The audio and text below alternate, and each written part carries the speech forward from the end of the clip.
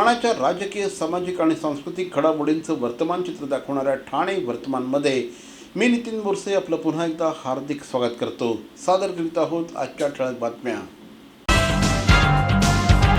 आमदार श्री संजय केळकर यांनी नुकतीच आयुक्त सौरभ राव यांची भेट घेऊन कंत्राटी कामगारांच्या सुविधा, किमान वेतन आणि प्रलंबित वारसा हक्क प्रकरणांबाबत चर्चा केली. कंत्राटदारांकडून नियमांचं पालन न झाल्यास कारवाई करण्याची मागणी देखील त्यांनी केली आहे.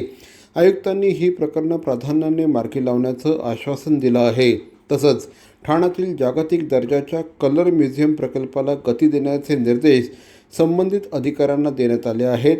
मालमत्ता विभागाच्या बळकावलेल्या जागांवर कारवाई, फेरीवाला धोरणाची अंमलबजावणी, 2017मधील झाड पडून मृत्यू झालेल्या नागरिकाच्या पत्नीला नोकरी देण्याचा प्रश्न, तसंच पाणी पुरवठा, अनधिकृत बांधकामं आदी विषयांवरही या बैठकीमध्ये चर्चा करून तातडीने कारवाईचे निर्देश देण्यात आले आहेत. पद्धतीने त्या ठिकाणी नियंत्रण करायला पाहिजे.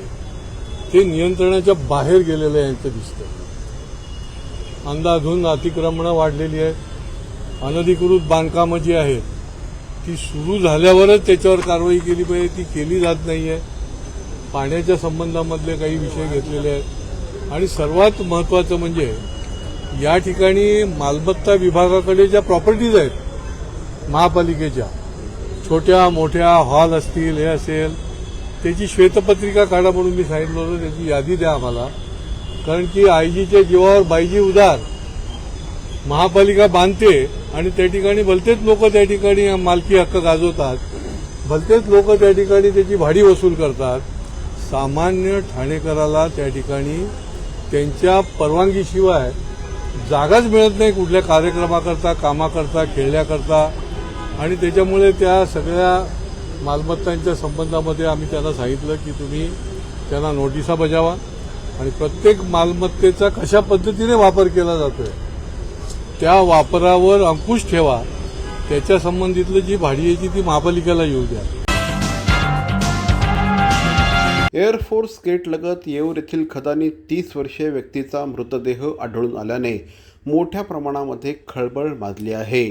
या घटनेची माहिती मिळताच आपत्ती व्यवस्थापन कक्ष, ठाणे आपत्ती प्रतिसाद दल, अग्निशमन दल, वन विभाग आणि वर्तकनगर पोलीस ठाणेचे पोलीस घटनास्थळी दाखल झाले. संबंधित यंत्रणांच्या मदतीने मृतदेह खदानीतून बाहेर काढून वर्तकनगर पोलिसांच्या ताब्यात देण्यात आला असून पुढील कार्यवाहीसाठी जिल्हा शासकीय रुग्णालय येथे पाठवण्यात आला आहे. हिंद दी चादर म्हणून ओळखले जाणारे गुरु तेज बहादूर यांच्या 350व्या शहीदी समागमानिमित्त ठाणे महापालिकेच्या वतीने शहरातील विविध प्रभागांमध्ये व्यापक डीम क्लीन ड्राईव्ह मोहीम राबवण्यात येत आहे. होर्डिंगच्या माध्यमातून त्याच्या बलिदानाचा संदेश देत नागरिकांना स्वच्छतेची शपथ दिली जात आहे. 16 फेब्रुवारीपासून मुंब्रा, शीळ, कल्याणफाटा तसंच उपवन तलाव, उथळसर, माजीवाडा, मानपाडा आदी भागात विशेष स्वच्छता मोहीम राबवण्यात आली. रस्ते, तलाव परिसर, घाट, सार्वजनिक स्थळांवरील कचरा आणि प्लास्टिक हटवून परिसर स्वच्छ करण्यात आला. या मोहिमेत लोकप्रतिनिधी, घनकचरा व्यवस्थापन विभाग, स्वयंसेवी संस्था, विद्यार्थी आणि नागरिकांचा उत्स्फूर्त सहभाग लाभला. महाराष्ट्र नवनिर्माण सेनेचे अध्यक्ष राज ठाकरे आणि उपमुख्यमंत्री एकनाथ शिंदे यांच्यामध्ये आज बैठक झाली. ही बैठक जवळपास 20 ते 25 मिनिटं चालली. या बैठकीमध्ये काय चर्चा झाली याचा तपशील अद्यापपर्यंत समोर आलेला नसला तरी या भेटीमुळे अनेकांच्या भुवया मात्र वक्र झाल्या आहेत.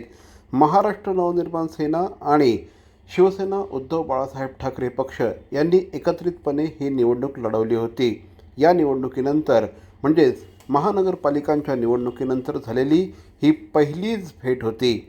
या भेटीमध्ये नेमकी काय चर्चा झाली हे अद्यापपर्यंत बाहेर आलेलं नसलं तरी एकीकडे उद्धव ठाकरे आणि एकनाथ शिंदे यांच्यामधून विस्तव जात नाही आणि अशा वेळेस ज्यांची युती आहे त्या दुसऱ्या पक्षाचे नेते मात्र एकनाथ शिंदे यांच्याशी 20 ते 25 मिनटं बातचीत करतात. या भेटीमध्ये नेमकी राजकीय चर्चा झाली का की काही विकास कामांसाठी ही चर्चा होती या संदर्भात देखील आता प्रश्न विचारले जाऊ लागले आहेत.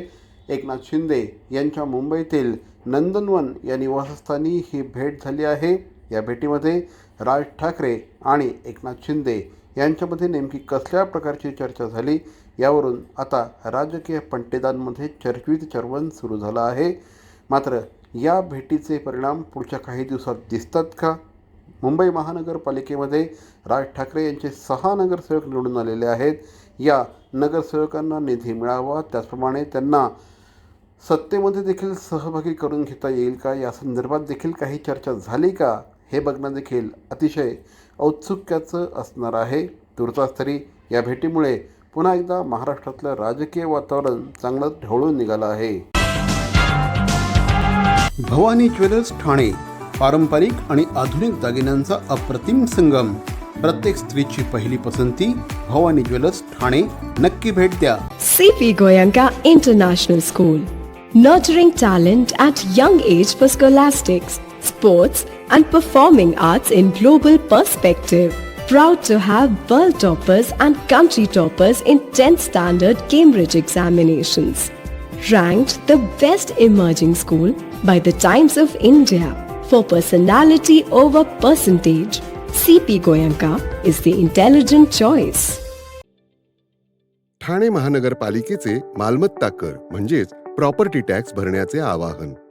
सन 2022-23 या आर्थिक वर्षाचे मालमत्ता कराचे म्हणजेच प्रॉपर्टी टॅक्सचे बिल ठाणेकर करदात्यांना महापालिकेमार्फत आर्थिक वर्षाच्या सुरुवातीस म्हणजेच माहे एप्रिल 2022 मध्ये देण्यात आलेले आहे. तथापि अद्यापही काही करदात्यांनी मालमत्ता कर महापालिकेकडे जमा केलेला नाही. सध्या आर्थिक वर्षाचा अंतिम टप्पा सुरू झाला आहे. मालमत्ता कर वसुलीसाठी महापालिकेतर्फे कडक कारवाई हाती घेण्यात आली आहे. या अंतर्गत जंगम मालमत्ता, टीव्ही, फ्रीज, वाहन व इतर जप्त करणे तसेच स्थावर मालमत्ता वॉरंट बजावून जप्त करण्यात येत असून मालमत्तेचा जाहीर विक्रीद्वारे लिलाव करून कराची रक्कम वसूल करण्यात येत आहे. मालमत्तेस पाणी पुरवठा करण्यात येणारे नळ संयोजन खंडित करण्यात येत आहेत. त्याचप्रमाणे थकीत मालमत्ता करावर 2% व्याज आकारले जात असल्याने भरावयाची रक्कम वाढत आहे.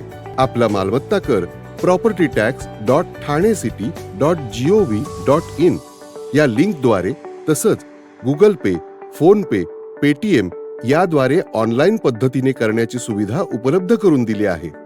शनिवार, रविवार व सार्वजनिक सुट्टीच्या दिवशी नागरिकांना मालमत्ता कर भरणे सोयीचे व्हावे याकरता महापालिकेचे मालमत्ता कर संलग्न कार्यालय या दिवशी कार्यान्वित ठेवण्यात आलेले आहे. तरी मालमत्ता कर वसुलीची अप्रिय कारवाई टाळण्याच्या दृष्टिकोनातून मालमत्ता कर भरून महापालिकेस सहकार्य करावे. धन्यवाद. राष्ट्रवादी काँग्रेस शरदचंद्र पवार पक्षाच्या ठाणे शहर जिल्हा महिला अध्यक्षपदी नगरसेविका मनीषा भगत यांची नियुक्ती करण्यात आली असून कार्याध्यक्षपदी साबिया मेमन व फुलबानू पटेल यांची निवड करण्यात आली आहे. सुजाताताई घाग यांचा कार्यकाळ संपल्यानंतर राष्ट्रीय सरचिटणीस जितेंद्र आव्हाड यांच्या सूचनेनुसार प्रदेशाध्यक्ष शशिकांत शिंदे यांच्या मार्गदर्शनाखाली प्रदेशाध्यक्ष रोहिणी खडसे यांनी या नियुक्त्या जाहीर केल्या. मनीषा भगत नुकत्याच झालेल्या ठाणे महानगरपालिकेच्या निवडणुकीत विजयी झाल्या असून पक्षातील सक्रिय नेतृत्व म्हणून ओळखल्या जातात. नव्या पदाधिकाऱ्यांच्या नियुक्तीमुळे पक्षाची महिला आघाडी अधिक मजबूत होईल असा विश्वास जिल्हाध्यक्ष मनोज प्रधान यांनी व्यक्त केला आहे. मत्स्योद्योग बंदरे विकास मंत्री नितेश राणे यांनी ठाण्यातही पुढील 5 वर्षात कोकण भवन उभारण्याची भूमिका व्यक्त केली आहे. शिवाजीनगर येथील मालवणी महोत्सवात बोलताना त्यांनी यासाठी स्वतः आयुक्तांशी चर्चा करणार असल्याचं सांगितलं. श्री सीताराम राणे यांनी आयोजित केलेल्या कोकण महोत्सवाला त्यांनी नुकतीच भेट दिली होती. यावेळेस आमदार श्री संजय केळकर यांच्यासह अनेक मान्यवर उपस्थित होते. कोकणातील आंबा, काजू आदी उत्पादनांना शहरात उत्तम प्रकारची बाजारपेठ मिळावी तसंच मत्स्योद्योग आणि सागरी क्षेत्रात युवकांनी करिअरच्या संधींचा लाभ घ्यावा असं आवाहन देखील यावेळेस श्री नितेश राणे यांनी केलं. दरम्यान मीरा भाईंदरसह काही ठिकाणी असलेल्या टिपू सुलतान नावाच्या चौकांबाबत विचारलं असता मंत्री राणे यांनी तीव्र भूमिका व्यक्त करत अशा नामकरणास विरोध असल्याचं स्पष्ट केलं. शिळपाटा महापे रोड येथील सुमारे 700 चौरस फूट चिंधीच्या गोडाऊनला काल रात्रीच्या सुमारास आग लागली. या आगीची माहिती मिळताच अग्निशमन दल, आपत्ती प्रतिसाद दल तसंच पोलीस आणि वीज कंपनीचे कर्मचारी घटनास्थळी दाखल झाले. मध्यरात्रीपर्यंत आग पूर्णपणे विझवण्यात आली असून या घटनेमध्ये कोणतीही जीवितहानी किंवा दुखापत झालेली नाही. अग्निशमन दलाच्या जवानांनी अथक मेहनत करून परिस्थिती नियंत्रणात आणली. मंडळी, या होत्या आजच्या ठळक बातम्या. ठाणे वर्तमानमधून आम्ही ठाण्याच्या राजकीय, सामाजिक आणि सांस्कृतिक घडामोडींचं वर्तमान चित्र दाखवायचा प्रयत्न करतोय. अर्थातच आपल्या सहकार्याची गरज आहे, तेव्हा आपल्या समस्या आम्हाला जरूर कळवा. आमचा पत्ता ठाणे वर्तमान, शॉप नंबर 16, खाटन रोड, ठाणे पश्चिम. दूरध्वनी क्रमांक 9820939420. तर मग पुन्हा भेटू उद्या याच वेळी याच ठिकाणी ठाणे वर्तमानमध्ये. तोपर्यंत धन्यवाद. जय हिंद, जय महाराष्ट्र.